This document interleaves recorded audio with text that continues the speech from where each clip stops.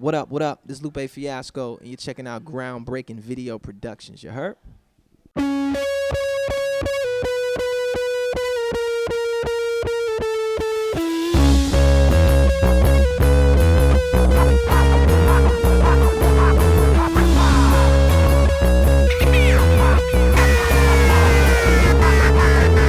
Laser stands for love always shines every time. Remember to smile. And it's really about just, raising awareness, shining the light in the face of the darkness. You know what I'm saying? Getting people to kind of activate and stand up, for what's right in the world. It was more demanded by the fans than we thought it was actually gonna be, But it's more of a popular record than any of my other albums. It's a little bit more controversial, than my other albums.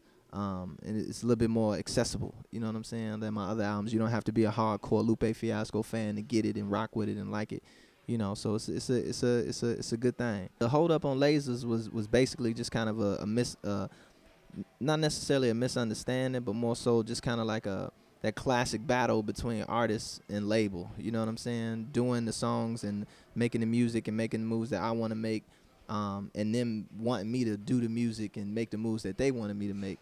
And shout out to Julie Greenwald, who's president of Atlantic Records, who kind of came in and was able to kind of articulate what the label wanted, respectfully for me to get it. And at the same time too, she talked back to the label to articulate respectfully what I wanted, So it's kind of like that cooperative spirit, but everything's good right now. When the fans petitioned for me and then went on to do a protest, it made me feel good. It made me feel like I had a backing out there, which I actually do in a hardcore fan base, but I never expected them to come out like that. The world didn't expect them to come out like that.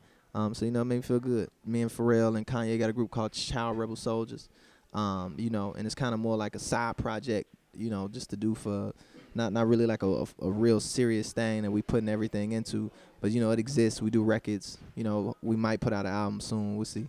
All City Chess Club is like a super group, but not like a group, and like you would think of like Wu-Tang. It's more like just kind of like a union almost, like just kind of showing solidarity between all the newer vanguard of rappers. You know what I'm saying? Like the new groups like Asher Roth, B.O.B is in it, J. Cole's in it, Wale's in it, Mickey Fax is in it, Diggy's in it, Cool Kids is in it, Dosage in it, Sky Zoo is in it, Blue is in it.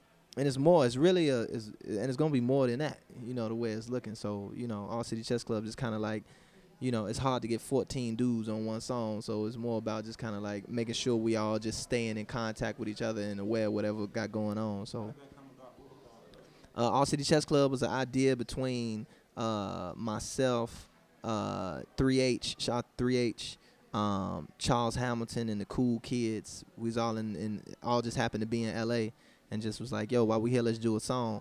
And then it just went to, yo, let's put Ash on it, let's put Blue on it, let's put, just kind of blew into its own little thing. I had nothing on you, and it's just Bob made it a better record, so it was like, give it to Bob, let him go do it, and he achieved a lot of success off that. So I don't look at B.O.B as being similar to me, other than we look alike, because B.O.B actually know how to play music. He plays the guitar, he sings.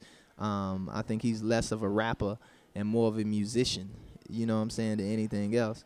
But nah, that's my man. So I rock with B.O.B tough. There's a ton of like Mos Def, Talib Kweli, like we all come from that same vein, Outkast and different people. You could definitely see it in B.O.B.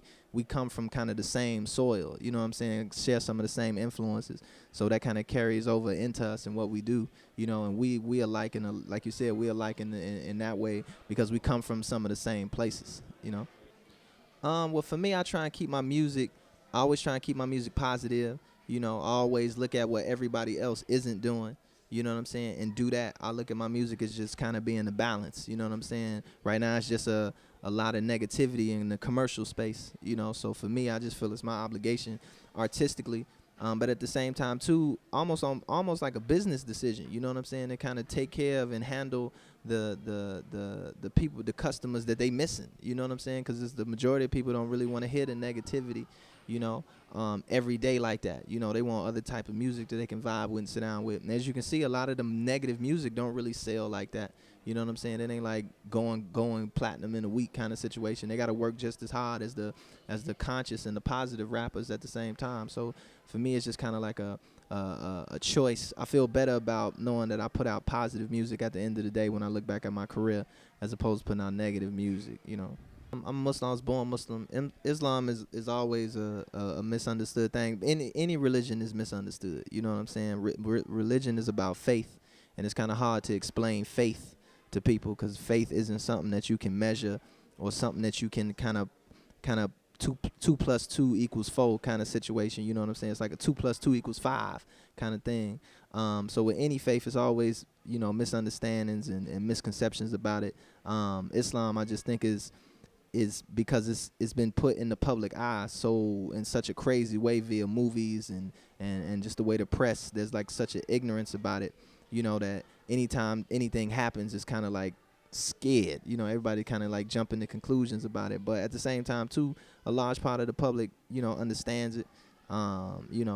And there's a lot of kind of interfaith work that goes on in different communities around the country that I'm aware of and a part of. That kind of the main purpose is to kind of educate people on Islam, but at the same time too educate Muslims about other faiths. Because it's a two-way thing. Well, I had the opportunity last year, last year, to actually get introduced to Howard Zinn. Howard Zinn is a professor. He passed away, but he's a professor who actually wrote a book called The People's History of the United States of America.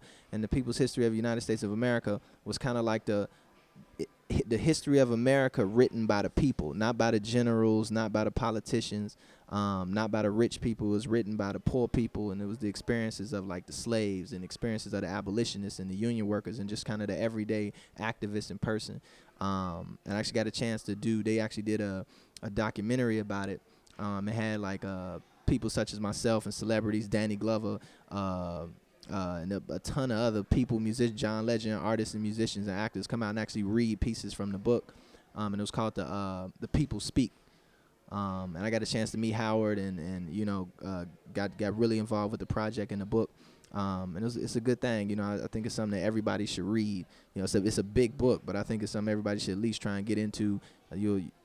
For one thing, it made me really see America in a different light. My first record deal I got when I was around 18, 19 years old. I was signed to Raw Dope Epic Records, and it was really in a group called The Pack, and it was really kind of my first experience in the music business. So I was real naive, but it was my kind of my crucible. I learned the hard way, fast. It was like this is something my education about the music business came from. It wasn't the best experience, you know what I'm saying? I went through all the ups and downs and all the negative parts that people talk about in the music business, from publishing to fake promoters and all type of other craziness.